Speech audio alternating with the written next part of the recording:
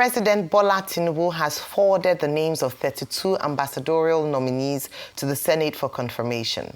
The nominees include 17 non-career ambassadors and 15 career ambassadors who will be posted to countries and international organizations critical to Nigeria's foreign relations. The President urged the Senate to give the nominations expeditious consideration and confirmation, noting that the appointees will be deployed to countries and multilateral missions that hold strategic importance for Nigeria, including China, India, Canada, the UAE, South Africa, and the United Nations. Joining us on the show to discuss the choice of nominees by the President and if they fit the bill in delivering their mandates if they eventually get confirmed by the Senate is Ambassador Keshi, a former Nigerian diplomat. Good morning, and you're most welcome to the morning show. Good morning, and thanks for having me. Well, Ambassador Keshi, thank you for joining us. I thought they said you were in Lagos. Yes, sir. Ruben, I didn't know you were back. I don't know whether Rufai is back also, but you guys came back too quickly. You should have allowed us to enjoy the All-Star Ladies group last week. We were beginning to enjoy the ladies. Okay. Maybe we should experiment with that, and the men can step down, even if permanently. We love you guys, but we want to see more of the ladies. Yes, I know. Thank you, Ambassador. Anyway, quickly, you know the story. We don't need any additional issue. What do you think of what the government has done? Can this team deliver? Do you think it's a disheartening list or an encouraging list? And too little, too late, or better late than never? Well, thank you once again. It's all about what you have just said. You know, in the last couple of weeks, my mind has been roving around a book I read many years ago. I think it's Weep Not My Country. I think it was written by a South African, Alan Patterson, or something like that, if I'm right. Is it Ugugi Wationgo, Weep Not My Child? Or is... No, Weep Not, is it? There's a book about Weep Not My Country or something like that by Alan Patterson. Alan Payton, Cry Beloved Country. Alan Payton.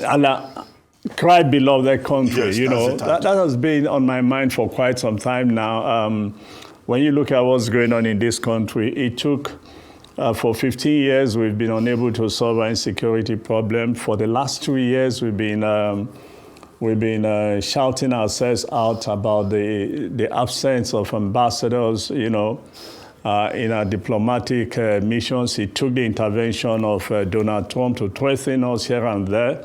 And then we now decided that it was time to begin to respond to some of those things, you know. And now we have a list, or lists, you know, that you could at best describe them as the good, the bad, and the ugly to start with, you know.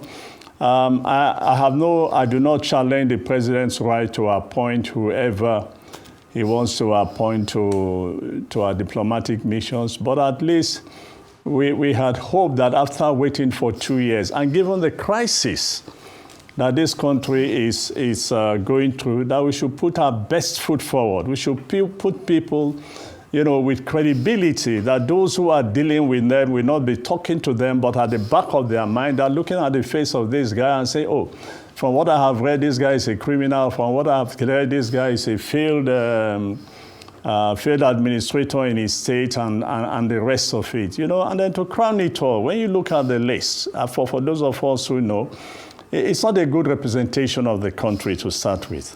And then, but with regards to the officers and the Ministry of Foreign Affairs, they have been completely marginalized because they are not on the list. And that's my major concern. And you know, I've had time to talk to a number of people, and I've pleaded on 1 or 2 platforms, again, for the president to give consideration to the officers in the Ministry of Foreign Affairs. They are capable. They've been trained over the last couple of years, you know, in preparation to be the chief representatives of the country in all diplomatic posts. We parade ourselves as the largest country. We parade ourselves as the spokesperson of the black race. And if that is so, you know, conventional wisdom dictates that we put our best 11. And those are people with character, people with, you know, credibility, people that the diplomatic world would like to engage and, you know, and say to you, yeah, Nigeria has some of the best diplomats. And this was exactly what the Prime Minister in 1960 wanted.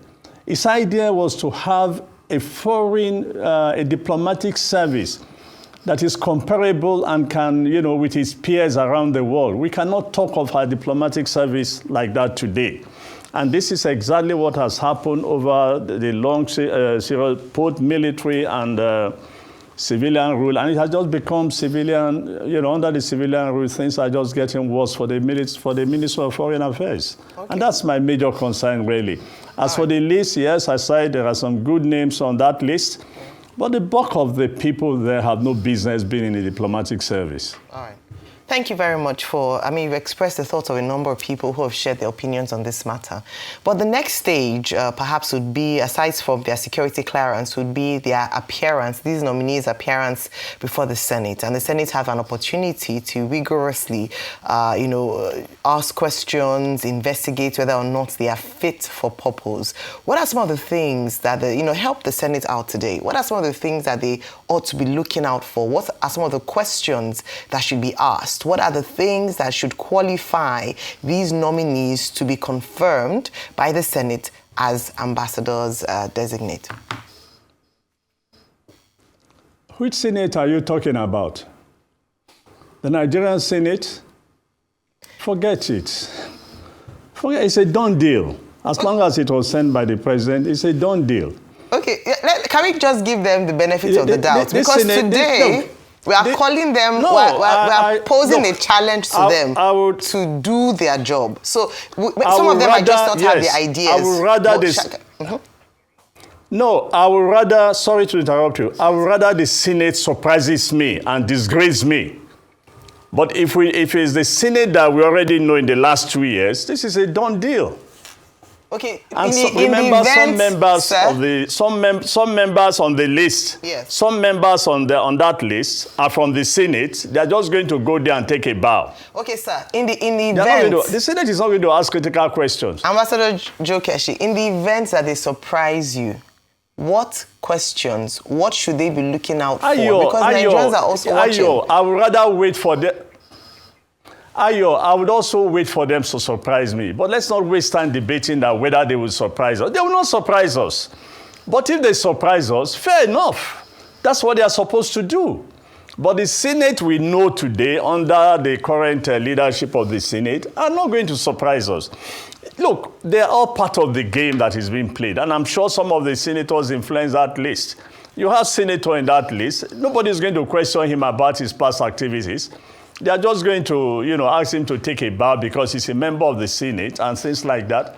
But if you were talking of a U.S. Senate, you have seen confirmation done in the U.S. Senate, and how rigorous it is and how all the information about your life is brought to the Senate. Nigerian Senate does not pursue such vigorous investigation. So let's not waste time saying that if they surprise us by asking critical questions, for goodness sake, I will apologize to the Senate, but let's not waste our time on... Which Senate are you talking of? I would have said you live in this country, but I see you every morning on Arise, so I know you live here. Let's move on to something else. I'm keeping hope alive. Surprise us. Renewed hope alive. Okay, Ambassador Keshi, I'd like for you to dissect two issues. The first being that of non-career ambassadors, specifically to critical appointments, critical posts, United States, United Kingdom, and France. Do you think that should their nominations be successful, Is it wise, given the current geopolitical tensions we're seeing across the world, to have non-career ambassadors in these very strategic locations? Then the second leg of my question is, Professor Mahmoud Yakubu, given the context, you know, he presided over the current president's election, he's just left office, should he decline his nomination, or should he just also enjoy moving from the Electoral Commission to diplomatic service? Is this something that you think would be a seamless transition? Well, look, to your first question, the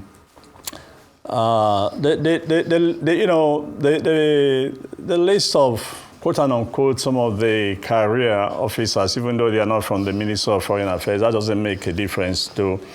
I have no problem with them. Absolutely, they are qualified, you know, and they can be ambassadors, even though the original thing was the way the security system was designed, you know, it's not the way it's being operated today. But with regards to the others that you have asked, and by the way, some of them are very qualified. Look, I know there are a number of questions being raised about the former DG of NIA. But look, the truth be told, he's one of our finest officers, you know, in terms of career ambassadors. When you look at the qualification of the former DSS, you know, somebody with a first class and things like that, you know, and has the composure of being an ambassador, you know, I don't mind such people, you know.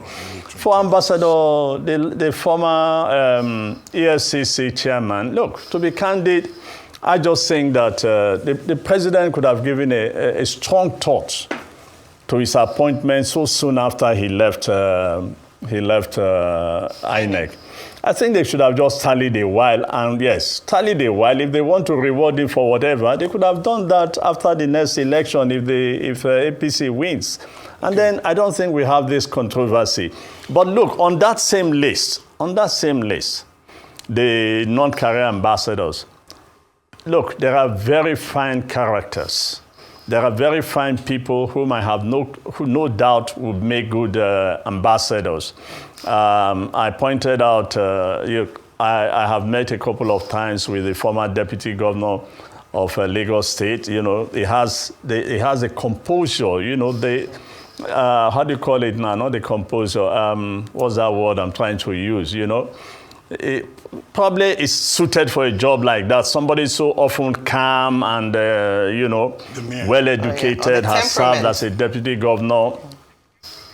Yes, thank you very much. The temperament. You have Erilu Adebayo. I served on the board with Erilu, and any day I will recommend her for any office. She's industrial, she's hardworking, she's very perspective, and you know, and she does her work very well. But for a few others, I'm not comfortable, you know, with their presence on the list. Okay, very quickly, we will need you to just mention some of those names, the ugly ones you are not comfortable with. But our preliminary comments, are those comments not premature, considering the fact that we have 109 missions? So the president is just filling 35. Maybe he still has 74 more to fill. Why don't we, to get a comprehensive picture, wait for the final total list? Briefly, sir. Yes, Ruben, you are absolutely right, and this is exactly the problem the government has brought upon itself. In the past years that I can remember, a comprehensive list is put out there and sent to the Senate, not in piecemeal. I understand that there will be another list sooner or later. And my appeal, and I've been making this appeal, my appeal is that the president should please, this time around, consider officers of the Ministry of Foreign Affairs. If he does that, I'm all games, I'm in sync with the appointment. But the truth of the matter is that when you bring this list out little by little, and then you bring in some controversial names and people, you know, you begin to question exactly why Nigeria cannot put is best foot forward. So while we are waiting for that list, some of the ugly ones on the list, I'll just make some of the ugly names. look, forget the ugly one. Look, for example, you have on that list, governors who left their states worse off than they met it. And their successors are struggling to rebuild the state. When a guy runs a state and runs it down, and you are giving him another appointment to go and represent you, okay. Does that make sense? Yes, sir.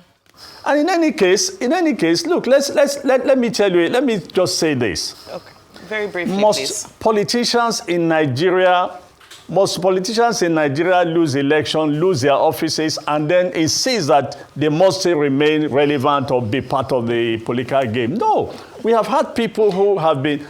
I'll tell you a short story very quickly. Oh, unfortunately, Ambassador, unfortunately, our time is up. I would have loved to hear the story, but we're under a lot of pressure to move on to another part of the show. But we appreciate your time and your input. I certainly would have loved to hear a little bit more. But Ambassador Joe Keshi, you're a friend of the House, and we look forward to seeing you again very soon.